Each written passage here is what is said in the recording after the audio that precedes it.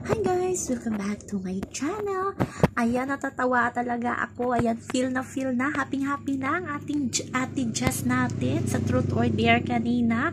Kasi nga siya yung nagwagi sa katabi ni GM.